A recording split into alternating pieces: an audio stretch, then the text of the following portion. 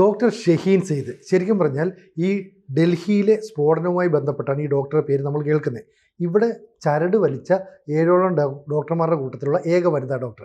ഇപ്പുറത്തേക്ക് മാറിയാൽ ഈ ജെയ്ഷെ മുഹമ്മദിൻ്റെ വനിതാ വിങ്ങുണ്ട്, അതായത് ജമാത്തുൽ മോമിനാത്ത്, അതിൻ്റെ തലപ്പത്ത് നിൽക്കുന്നത് അഫീറ ബീബിയും സാദിയ അസറും. അപ്പം വനിതാ വിങ്ങുകളായിട്ട് ഇത് ഒരു വ്യത്യസ്ത യുദ്ധതന്ത്രത്തിലേക്ക് കടക്കുന്നു.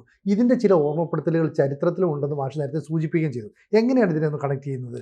തീർച്ചയായിട്ടും ഉണ്ട്. ഈ ജിഹാദ് എന്ന അർത്ഥത്തിൽ ഇസ്ലാമിൻ്റെ ശത്രുക്കളെ വകവരുത്തുക, അവർക്കെതിരായി ഉള്ള പോരാട്ടത്തിൽ ജീവൻ കൊടുക്കുക, അങ്ങനെ മരിച്ചാലാണ് ഷഹീദാവുക, രക്തസാക്ഷിയാവുക എന്ന് പറയുക. ആ ഷഹീദിന് വീരസ്വർഗം വാഗ്ദാനം ചെയ്യപ്പെട്ട അനുഭവങ്ങളും വാക്യങ്ങളും ഒക്കെ വിശുദ്ധ ഖുർആനിലൊക്കെ ഉണ്ടല്ലോ. ഇതിനെ ഒന്നാമത്തെ കാര്യം, ഇത് ഈ ആദ്യകാലത്തുണ്ടായിരുന്ന യുദ്ധാനുഭവങ്ങളുടെ ഘട്ടത്തിലാണ് ഇത്തരം പല പ്രയോഗങ്ങളും വന്നത്, പല വാക്യങ്ങളും അവതീർണമായത്. അത്തരം ദൈവകൽപ്പനകളൊക്കെ വന്നത് ആ ഘട്ടത്തിലാണ്.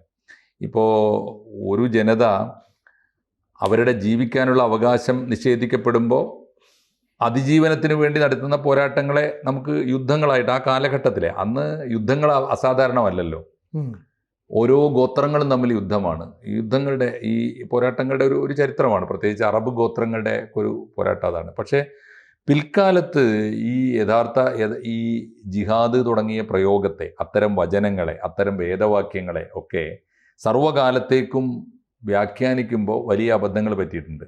സന്ദർഭത്തിൽ നടത്തിയെടുത്തിട്ട് സർവ്വകാലത്തേക്കുമായിട്ട് വ്യാഖ്യാനിക്കുകയാണ്. ഇപ്പം ഞാനും സിനുജിയും തമ്മിൽ യുദ്ധം നടക്കുമ്പോൾ ഞാൻ വിളിച്ചു പറയും, സിനുജി അവിടെ എവിടെ ഒളിച്ചിരിക്കുന്നുണ്ട്, അവനെ കണ്ടാൽ പിടിക്കണം എന്ന് പറഞ്ഞതുപോലെയാണ് പല കാലത്തും. അപ്പോൾ ഇത് ഗോത്രങ്ങളെക്കുറിച്ച് പറയുമ്പോൾ ആ ഗോത്രത്തെ കണ്ടാൽ പിടികൂടണം, കണ്ടിടത്ത് വെച്ച് പിടികൂടണം, കൊല്ലണം എന്നൊക്കെ കൽപ്പിക്കുമല്ലോ. യുദ്ധകാലത്തെ നുറയാണത്. ഇത് ഇപ്പോൾ ക്രിസ്ത്യാനിയും ജൂതനും തമ്മിൽ യുദ്ധം നടക്കുമ്പോഴും അത് പറഞ്ഞേക്കും. അപ്പോൾ ജൂതനെ കണ്ടാൽ വിടരുത് എന്നൊരു ഉത്തരവ് ആ യുദ്ധകാലത്തേക്ക് മാത്രം പ്രാബല്യത്തിലുള്ളതാണ്. പക്ഷെ അത് പിൽക്കാലത്തേക്ക് ഇത് വേദവാക്യമായതുകൊണ്ട് സന്ദർഭത്തിൽ നടത്തിയെടുത്ത് വായിക്കാൻ തുടങ്ങിയാലുള്ള സൗകര്യം എന്താ? ജൂതനെ കണ്ടാൽ കൊല്ലണം. ഏത് കാലത്തും ലോകാവസാനം വരെയുള്ള മുഴുവൻ ജൂതന്മാരെ, എന്തുമാത്രം നന്മ നിറഞ്ഞ ജൂതന്മാരുണ്ട്. ഒരു യുദ്ധത്തിൽ പോലും ഒരു ഉറുമ്പിനെ പോലും നോവിക്കാത്ത എത്ര മനുഷ്യർ ഇതെല്ലാ സമുദായത്തിലും ഇല്ലേ, എല്ലാ സമൂഹത്തിലും ഇല്ലേ? ഏതെങ്കിലും ഒരു സാഹചര്യത്തിൽ ഉണ്ടായ വാക്യങ്ങളെയാണ്, വേദവാക്യങ്ങളെയാണ് ഈ ദുർവ്യാഖ്യാനം ചെയ്തത്. ഈ ദുർവ്യാഖ്യാനത്തിൻ്റെ, ഞാൻ പറഞ്ഞ ദുർവ്യാഖ്യാനം ചെയ്യപ്പെട്ട പുതിയ ജിഹാദിൻ്റെ അന്തരീക്ഷത്തിൽ ഇപ്പോഴും ശരിയായ വ്യാഖ്യാനത്തിലേക്ക് കടക്കാത്ത വളരെ പുരാതനമായ വ്യാഖ്യാനങ്ങൾ തന്നെ യുദ്ധകാലത്ത് തന്നെ ഇപ്പോഴും നിൽക്കുക. എന്നാലോചിച്ച് നോക്കൂ. അറേബ്യയിലെ 6-ാം നൂറ്റാണ്ടിലും 7-ാം നൂറ്റാണ്ടിലും ഒക്കെ ഇങ്ങനെ ഗോത്രയുദ്ധങ്ങൾ, ആ ഗോത്ര സമൂഹങ്ങളെ സമുദ്ധരിക്കാൻ വേണ്ടി, അവരെ നേർവഴിക്ക് നയിക്കാൻ വേണ്ടി ധാർമ്മിക മൂല്യങ്ങളുമായി വന്ന പ്രവാചകനെ നേരിടാൻ വരിക ബാക്കി ഗോത്രങ്ങൾ. കാരണം ഒരു ഗോത്രത്തിൽ നിന്ന് ഒരുത്തൻ ഗോത്ര ജീവിതത്തിൽ ഇതുവരെ പരിചയമില്ലാത്തൊരു കാര്യം വന്ന് പറയുമ്പോൾ അവനെ വളയും, അവനെ ശത്രുവായി പ്രഖ്യാപിക്കും, അവനെ അട്ടി ഓടിക്കും, അവൻ നാടുവിടും. അപ്പോൾ ആ ഒരു സമൂഹത്തിൻ്റെ സാഹചര്യമല്ല പുതിയ ലോകമെന്നും, പുതിയ ജനാധിപത്യ സമൂഹങ്ങൾ, പുതിയ ലോകത്ത്, ആധുനിക യുഗത്തിൽ ഇതൊന്നും അല്ല ജീവിതമെന്നും, 6-ാം നൂറ്റാണ്ടിലെ ജീവിതത്തെ അപ്പടി ആ കാലഘട്ടം വെച്ചിട്ട് ഇപ്പോഴും മനസ്സിൽ കൊണ്ടു നടക്കുന്നതാണ് ഇപ്പോഴത്തെ ജിഹാദ്. ഇതിന് ഈ രണ്ട് കാലത്തും മാതൃകയുണ്ട്. ഇപ്പോൾ ഉദാഹരണത്തിന് ഇത് സ്ത്രീകൾ ഏറ്റെടുക്കുമ്പോൾ വലിയ മാരകമാണ്, വലിയ അപകടമാണ്. ചരിത്രത്തിലെ ഏറ്റവും നല്ല ഉദാഹരണം ഈ ഹിന്ദ് എന്നൊരു ക്യാരക്ടറുണ്ട്. ഇപ്പോൾ ഇസ്ലാമിൻ്റെ പ്രവാചകൻ തന്നെ ധാരാളം യുദ്ധങ്ങൾ നയിച്ചിട്ടുണ്ട്. ഈ ഇസ്ലാമിക സമൂഹം എന്ന് പറഞ്ഞാൽ അദ്ദേഹം അങ്ങേയറ്റം കാട്ടാളത്തം നിറഞ്ഞ ഒരു സമൂഹത്തിൽ ദൈവത്തിൻ്റെ വെളിപാടും നിർദ്ദേശങ്ങളുമായി ഈ കാട്ടാളന്മാരായിരുന്ന കാട്ടാള ജീവിതം നയിച്ചിരുന്ന അറബ് സമൂഹത്തോട് ദൈവത്തിൻ്റെ വെളിച്ചം ഇതാണ്, ദൈവത്തിൻ്റെ ധാർമ്മിക മൂല്യങ്ങളിലേക്ക് നിങ്ങൾ വരണം എന്ന് പറഞ്ഞുകൊണ്ട് ഉള്ള ഒരു പുതിയ കോഡ് ഓഫ് കോണ്ടാക്ട് നടപ്പാക്കിയപ്പോൾ, പെരുമാറ്റച്ചട്ടമൊക്കെ നടപ്പാക്കാൻ ശ്രമിച്ചപ്പോൾ, അത് പ്രീച്ച് ചെയ്തപ്പോൾ, അത് ഉപദേശിച്ചപ്പോൾ അദ്ദേഹത്തിന് ശത്രുക്കൾ ഉണ്ടായതാണ്. എന്നാൽ അന്ന് അദ്ദേഹം നേരിട്ട യുദ്ധങ്ങൾ നിരന്തരമായി അദ്ദേഹത്തെ ഉപദ്രവിക്കുക. അദ്ദേഹം ആദ്യം ഒരു ഊരുവിലക്ക് പോലെ ഒരു മലയോരത്ത് പോയി ഒറ്റയ്ക്ക് താമസിക്കുക. അദ്ദേഹം ഏതാനും അനുയായികളും കൂടി താമസിക്കുക ചെയ്തത്. അവിടെയും ജീവിക്കാൻ, അവിടെ വെള്ളം വിലക്കി, ഊരുവിലക്കി, ഉപരോധമൊക്കെ ഉണ്ടായി. അവിടുന്നും പിന്നെ രക്ഷയില്ലാതെയാണ് അദ്ദേഹം മക്ക എന്ന അദ്ദേഹത്തിൻ്റെ ജന്മനാട് വിട്ട്, ഊരും ഒക്കെ വിട്ട് ദൂരെയുള്ള മദീനയിലേക്ക് പോകുന്നത്. അവിടെയും ചെന്ന് അദ്ദേഹത്തെ ആക്രമിക്കാൻ ചെല്ലുമ്പോഴാണ് യുദ്ധങ്ങൾ ഉണ്ടാകുന്നത്. അതിൻ്റെ പശ്ചാത്തലം അതാണ്. പക്ഷേ അന്നത്തെ യുദ്ധ സമൂഹത്തിൽ എങ്ങനെയാണ് സ്ത്രീകൾ പെരുമാറിയാൽ നോക്കിയാൽ മതി. അന്നത്തെ ഒരു പ്രത്യേകത, ഈ യുദ്ധത്തിന് സ്ത്രീകൾ നേരിട്ട് പോകുമായിരുന്നു അന്ന്. പ്രവാചകന്റെ പത്നി ആണല്ലോ ആയിഷ, അതെ, ഏറ്റവും പ്രായം കുറഞ്ഞ പത്നിയായിരുന്നു ആയിഷ ബീവി. അവർ പോയിട്ടുണ്ട് യുദ്ധത്തിന്. അപ്പോൾ ഒരുപാട് ഈ പറഞ്ഞ മുഅ്മിനാത്ത് എന്ന് പറയുന്ന വിശ്വാസിനികൾ എന്നാണ് മുഅ്മിനാത്ത്. സഹാബിനികൾ എന്ന് നമുക്ക് സഹാബികൾ എന്ന് പറയുന്നത് അനുയായികൾ, പ്രവാചകന്റെ വിശ്വാസികളായ അനുയായികളിൽ സ്ത്രീകളുണ്ടായിരുന്നു. അവരും യുദ്ധത്തിന് പോയിട്ടുണ്ട്. ഈ കൂട്ടത്തിൽ യുദ്ധത്തിന് അന്ന് ഇന്നത്തെ പോലെയൊന്നും അല്ല കേട്ടോ. പുരുഷൻ വ്യാപരിക്കുന്ന എല്ലാ മണ്ഡലങ്ങളിലും പ്രവാചകന്റെ കൂടെ സ്ത്രീകളും വ്യാപരിച്ചിരുന്നു. പ്രവാചകന്റെ എല്ലാ സദസ്സുകളിലും പ്രവാചകനെ ക്രോസ് ചെയ്തുകൊണ്ട് ചോദ്യം ചോദിക്കാൻ ധൈര്യമുള്ള, മീൻസ് അതിന് മാത്രം പാണ്ഡിത്യമുള്ള സ്ത്രീകൾ ഉണ്ടായിരുന്നു അന്ന്. അതുകൊണ്ട് ഇന്നത്തെ പോലെയൊന്നും അല്ല. ഇത് പിൽക്കാലത്ത് എപ്പോഴോ അടച്ചു പൂട്ടിയതാണ്. സ്ത്രീകൾ മിണ്ടാൻ പാടില്ല, അവരാകെ മൂടിക്കെട്ടി ആരാണ് സംസാരിക്കണം എന്ന് അറിയണമെങ്കിൽ പ്രവാചകന്റെ മുമ്പിൽ മുഖം തുറന്നിട്ട് തന്നെ ആയിരിക്കുമല്ലോ സംസാരിച്ചിട്ടുണ്ടാവുക. അപ്പോൾ അങ്ങനത്തെ ഒരു കാലമല്ല. അപ്പോൾ ഇപ്പോൾ സംഭവിച്ചിരിക്കുന്നത് പ്രവാചകന്റെ കാലഘട്ടത്തിൽ നിന്ന് ഏറ്റവും മോശപ്പെട്ട പ്രാകൃതമായ മാതൃകകൾ മാത്രം സൂക്ഷിക്കുന്ന ഒരു കൂട്ടരാണ് ഈ ഭീകരവാദികൾ. അതുകൊണ്ടാണ് യമനിലേക്ക് പ്രവാചകൻ 6-ാം നൂറ്റാണ്ടിൽ അവിടെ ആടിനെ മേച്ചാണ് ജീവിച്ചത്. പ്രവാചകന്റെ ചര്യ പിന്തുടരുക എന്ന് പറഞ്ഞാൽ എന്താ? പ്രവാചകൻ ജീവിച്ച കാലത്തേക്ക് തിരിച്ചു നടക്കുക, എന്നിട്ട് അദ്ദേഹത്തിന് ജീവിച്ച നാട്ടിൽ പോയിട്ട് യമനിൽ പോയിട്ട് ആട് നോക്കുക, ആടിനെ മേയ്ക്കുക. ഈ കാലഘട്ടത്തിൽ അതാണ് പുണ്യം എന്ന് വിചാരിക്കുന്നവനേക്കാൾ വലിയ പൊട്ടനാരാളുള്ളത്. ഇതുപോലെ തന്നെ എല്ലാ കാര്യത്തിലും അന്ന് പ്രവാചകൻ പ്രവാചകന്റെ ഭക്ഷണം പുണ്യമായിട്ട് കരുതുക. ഇങ്ങനെയൊക്കെയാണ് എല്ലാ രീതിയും. അങ്ങനെ പ്രവാചകന്റെ വേഷം, പ്രവാചകൻ ജീവിച്ച കാലാവസ്ഥ, പ്രവാചകൻ ജീവിച്ച സാഹചര്യം, പ്രവാചകന്റെ ജീവിച്ച കാലത്ത് താടി വെട്ടാൻ ബ്ലേഡ് കണ്ടുപിടിച്ചിട്ടില്ല. അങ്ങനെയുള്ളൊരു കാലത്ത് മനുഷ്യന് താടി വളർന്നു വന്നു എന്നുള്ളത് എങ്ങനെയാണ് ജീവിതചര്യയായിട്ടൊരു പുണ്യമായിട്ടൊക്കെ ഇരുന്നതിൻ്റെ കാര്യം ആലോചിച്ച് നോക്കൂ. അപ്പോൾ ഇങ്ങനെയുള്ള ഒരു അവസ്ഥയുണ്ട്. അതുകൊണ്ടാണ് പ്രവാചകന്റെ യുദ്ധത്തിൽ പങ്കെടുത്തിരുന്ന സ്ത്രീകൾ കാണിച്ച മാതൃകയുണ്ട്. എനിക്ക് തോന്നുന്നു ഈ മൂമിനാത്ത്, ഇപ്പോൾ ജയ്ഷെ മുഹമ്മദിന്റെ വനിതാ വിഭാഗമാണ് ജമിയത്തുൽ മൂമിനാത്ത്, അവർ കാണിക്കുന്ന മാതൃക ഇത് തന്നെയാണ്. ആ കാലത്ത് ചില യുദ്ധങ്ങളിൽ ഇവർ കാണിച്ച പ്രതികാരമുണ്ട്. സ്ത്രീകൾ കാണിച്ച വലിയ മാതൃക എന്ന് പറഞ്ഞാൽ അത് അക്കാലത്തെ വലിയ മാതൃകയാണ്. അത് യുദ്ധത്തിന് മാത്രം ബാധകവുമാണ്. മനുഷ്യൻ്റെ പൊതുജീവിതത്തിൽ, സമാധാന ജീവിതത്തിലൊന്നും വരാൻ പാടില്ല. പക്ഷേ അത്തരം മാതൃകകളുണ്ട്. ഒന്ന്, ബദർ യുദ്ധം എന്ന് പറയുന്നത് പ്രവാചകൻ നയിച്ച ഏറ്റവും വിഖ്യാതമായ യുദ്ധമാണ്. പ്രവാചകൻ നേരിട്ട് പങ്കെടുത്ത യുദ്ധങ്ങളുണ്ട്. അതുപോലെ തന്നെ അതിന് വലിയ യുദ്ധങ്ങൾ എന്നാണ് പറയുക, വൻ യുദ്ധങ്ങൾ. അത് പ്രവാചകൻ നേരിട്ട് പങ്കെടുത്തത്. പ്രവാചകൻ നേരിട്ട് പോകാതെ സൈന്യത്തെ മാത്രം അയച്ച യുദ്ധങ്ങളും ഉണ്ട്. അങ്ങനെ 85 യുദ്ധങ്ങൾ മൊത്തമുണ്ട്. 30ഓളം യുദ്ധങ്ങളാണ് പ്രവാചകൻ നേരിട്ട് 29-30. അപ്പോൾ ആ യുദ്ധങ്ങളിൽ ഏറ്റവും വലുതാണ് ബദർ എന്ന് പറയുന്ന യുദ്ധം. അത് ഒരു ദിവ്യാത്ഭുതം പോലെ ജനങ്ങൾ വിശ്വസിക്കുന്ന ഒരു യുദ്ധമാണ്. 313 പേരാണ് പ്രവാചകന്റെ ഭാഗത്തുണ്ടായിരുന്നത്. ചെറിയൊരു സംഘം, 1000-ലേറെ പേര് അപ്പുറത്തും ശത്രുക്കൾ.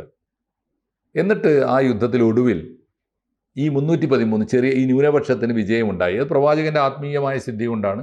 അദ്ദേഹത്തിൻ്റെ പ്രാർത്ഥന കൊണ്ട് മാലാഖമാരെ നേരിട്ട് ദൈവം അയച്ചു കൊടുത്ത് യുദ്ധത്തിൽ സഹായിച്ചു. അദൃശ്യരായ മാലാഖമാർ പങ്കെടുത്തു എന്നൊക്കെ വിശ്വാസമുണ്ട്. അപ്പോൾ എന്തായാലും ആ യുദ്ധത്തിൽ കൊല്ലപ്പെട്ട ഒരാൾ, ഏറ്റവും പ്രധാനപ്പെട്ട ഒരു കാര്യമാണ്. ആ യുദ്ധത്തിൽ ഈ അബൂ സുഫിയാൻ എന്ന് പറയുന്ന പ്രവാചകൻ്റെ ഒരു വലിയ ശത്രു ഉണ്ടായിരുന്നു. പ്രവാചകൻ്റെ വലിയ ശത്രുവായിരുന്നു മാത്രമല്ല, പ്രവാചകന്റെ കുടുംബക്കാരനുമാണ്. അബ്ദുൽ മുത്തലിബ് പ്രവാചകന്റെ ഒരു മൂത്താപ്പയാണ്. പ്രവാചകന്റെ സംരക്ഷകനായിരുന്ന പ്രവാചകന്റെ പിതാവ് നേരത്തെ മരിച്ചു. അബ്ദുള്ള എന്നാണ് പ്രവാചകന്റെ പിതാവിന്റെ പേര്. അദ്ദേഹം നേരത്തെ മരിച്ചപ്പോൾ ഇദ്ദേഹത്തിന്റെ മൂത്താപ്പ, അതിന് ഉപ്പാന്റെ ചേട്ടൻ, നിങ്ങൾ എന്താ പറയണേ, വല്യച്ഛനാണ് ഇദ്ദേഹത്തെ നോക്കിയിരുന്നത്. അപ്പോൾ ഉപ്പാന്റെ വല്യപ്പ, അപ്പോൾ അദ്ദേഹത്തിന്റെ മോനാണിത്. അപ്പോൾ ഏറ്റവും അടുത്ത ബന്ധുവാണ് അബൂ സുഫിയാൻ. ഈ അബൂ സുഫിയാൻ ബന്ധുവാണ്. നമ്മളെ കുരുക്ഷേത്ര യുദ്ധം പോലെയാണ്. ഇപ്പുറത്തുള്ളതും അപ്പുറത്തുള്ളതൊക്കെ ബന്ധുക്കൾ തന്നെയാണ്. വിശ്വാസപരമായി ഒരാള് ഇപ്പൊ കുരുക്ഷേത്രത്തിൽ എന്താ സംഭവിച്ചത്? ധർമ്മത്തിന്റെ പക്ഷത്ത് ന്യൂനപക്ഷവും അധർമ്മത്തിന്റെ പക്ഷത്ത് ഭൂരിപക്ഷവും നിന്നു. അതുപോലെ തന്നെയാണ് ബദർ യുദ്ധത്തിലും സംഭവിച്ചത്. അപ്പോൾ ആ യുദ്ധത്തിൽ അബൂ സുഫിയാൻ എന്ന് പറയുന്ന ഒരു ബന്ധു, പ്രവാചകന്റെ ബന്ധുവായ ഒരാൾ കൊല്ലപ്പെട്ടപ്പോൾ കൊന്നതാര മറ്റൊരു ബന്ധുവായിരിക്കുമല്ലോ, തീർച്ചയായിട്ടും ഇപ്പുറത്തുള്ളത് ബന്ധുവാണല്ലോ. പക്ഷേ ഇത് കണ്ടു നിന്ന ഒരാൾ, ഈ കൊല്ലപ്പെട്ട അബൂ സുഫിയാന്റെ ഭാര്യ, അന്നത്തെ കൊല്ലാന്ന് പറഞ്ഞാൽ ഒന്നുകൊണ്ട് വാളുകൊണ്ട് നേരിട്ട് വെട്ടും, അല്ലെങ്കിൽ ദൂരെ നിന്ന് അമ്പ് വാള്, 2 ആയുധങ്ങളല്ലേ ഉള്ളൂ ആ നൂറ്റാണ്ടിൽ. അപ്പോൾ അബൂ സുഫിയാൻ എന്ന് പറയുന്ന വലിയ പ്രമാണിയായ നേതാവിനെ ആ ബദർ യുദ്ധത്തിൽ കൊല്ലപ്പെട്ടത് കണ്ടു നിൽക്കുന്നുവായ അദ്ദേഹത്തിൻ്റെ ഭാര്യ ദൂരെ, അവരുടെ പേരാണ് ഹിന്ദ്. ഹിന്ദ് എന്ന് പറഞ്ഞ വാക്കിൻ്റെ അർത്ഥം എന്താണെന്ന് അറിയാം? അതും ചരിത്രമാണ്. ഹിന്ദ് എന്ന വാക്കിൻ്റെ അർത്ഥം ഇന്ത്യ എന്നാണ് അറബിയിൽ. അപ്പോൾ അന്നത്തെ പ്രമാണികളായ അറബ് കുടുംബത്തിലൊക്കെ ഒരാൾക്കെങ്കിലും ഹിന്ദു എന്ന് പേരിടും. അതെന്തുകൊണ്ടാണെന്ന് ഇന്ത്യയുടെ ഇവർക്ക് എന്നും ബഹുമാനം. പ്രവാചകന്റെ കാലത്തിന് മുമ്പും, കാരണം എന്താ വെച്ചാൽ എത്രയോ നൂറ്റാണ്ടുകളായിട്ട് ഇസ്ലാമിന് മുമ്പ് തന്നെ അറബ് നാടുകൾക്ക് ഇന്ത്യയുമായി കച്ചവട ബന്ധമുണ്ട്.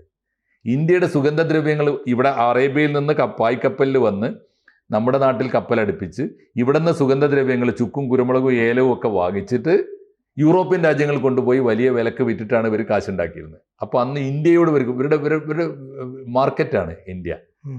അപ്പോൾ ഇന്ത്യയോട് ഇവർക്ക് വലിയ ബഹുമാനം. അതുകൊണ്ട് ഇന്ത്യയോടുള്ള ബഹുമാനം കൊണ്ടാണ് ഹിന്ദു എന്ന് പേരിട്ടത്.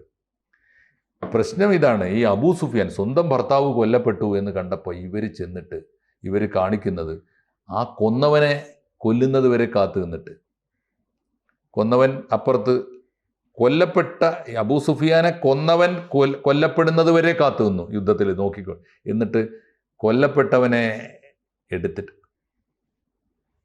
സ്വന്തം ഭർത്താവിനെ കൊന്നവൻ ഉണ്ടല്ലോ, കൊന്നവൻ കൊല്ലപ്പെട്ടത് കണ്ടപ്പോൾ അയാളെ അവിടെ ചെന്നിട്ട് ഉഗ്രപ്രതികാരത്തോടെ അയാളെ കരള് മീൻസ് വിരിമാറ് വലിച്ച് ചീന്തിയിട്ട് വെട്ടിപ്പൊളിച്ച്, അങ്ങനെ ഉണ്ടല്ലോ, വെട്ടിപ്പൊളിച്ചിട്ട് വിരിമാറ് വലിച്ച് കീറിയിട്ട് അവൻ്റെ കരള് പുറത്തെടുത്ത് ചവച്ചു എന്നാണ്. കരൾ ദീനി നമുക്ക് ആ സ്ത്രീക്ക് പേരുണ്ട് പിൽക്കാലത്ത്.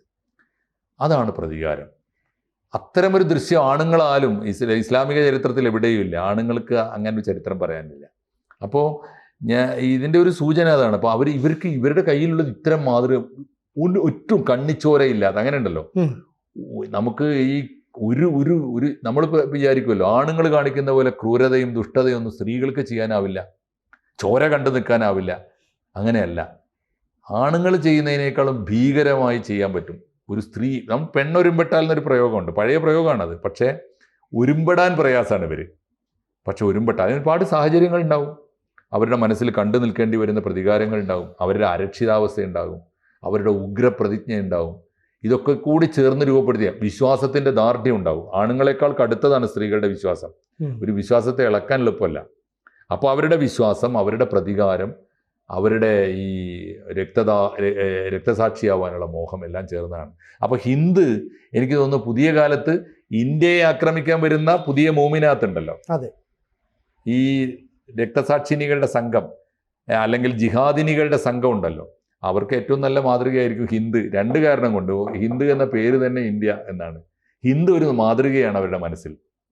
ഹിന്ദു ഇസ്ലാമിക വിരുദ്ധമായ പ്രവാചകന്റെ ശത്രുപക്ഷത്തുണ്ടായിരുന്ന മാതൃകയാണെങ്കിലും ഇപ്പോൾ അവരുടെ മുമ്പിലുള്ള ശത്രുപക്ഷം ആണല്ലോ ഇന്ത്യ. ഇന്ത്യ അവരുടെ പ്രതികാര പട്ടികയിലുണ്ട്. പ്രത്യേകിച്ചും പാകിസ്ഥാൻ ഇന്ത്യക്കെതിരായി വളർത്തിയെടുത്ത തീവ്രവാദ സംഘത്തിന്, ജയ്ഷെ മുഹമ്മദിന്, ലഷ്കർ എ തൊയ്യബക്ക് ഒക്കെ ഇന്ത്യ ഒരു ബന്ധുവല്ലല്ലോ, ശത്രുവാണല്ലോ. അപ്പോൾ ഇത്തരം മാതൃകകൾ ധാരാളമുണ്ട്. ചരിത്രത്തിൽ വേറെയും മാതൃകകളുണ്ട്. അപ്പോൾ ഞാൻ പറഞ്ഞ കാര്യം ഒരു ഉദാഹരണമാണ്. ഇന്ത്യക്കെതിരായി ഈ ഉഗ്ര പ്രതികാരദാഹികൾ അവരുടെ കണ്ണിൽ ജ്വലിച്ചു നിൽക്കുന്നൊരു മാതൃകയുണ്ടാവും. അത് പണ്ട് ചരിത്രത്തിൽ 6-ാം നൂറ്റാണ്ടിലെ ചരിത്രത്തിൽ ബദർ യുദ്ധം എന്ന വിഖ്യാതമായ യുദ്ധത്തിൽ ഹിന്ദു എന്ന ഇന്ത്യ എന്ന പേര് തന്നെയുള്ള ഒരു അറബ് വനിതയുടെ ധീര മാതൃകയാണ്. ആ മാതൃക ഇവരുടെ മനസ്സിൽ ഉണ്ടാകുമെന്ന് വേണം നമുക്ക് കരുതാൻ. ഈ സമയത്ത് ആ ചരിത്ര സംഭവം ഞാൻ അറിയാതെ ഓർത്തുപോയതാണ്. തീർച്ചയായിട്ടും അത് പ്രേക്ഷകർ കൂടി അറിയേണ്ടതുമാണ്. കൂടുതൽ വാർത്തകളും വിശേഷങ്ങളും നിങ്ങളിലേക്ക് എത്താൻ ABC മലയാളം സബ്സ്ക്രൈബ് ചെയ്യുക, ബെൽ ബട്ടണും അമർത്തുക.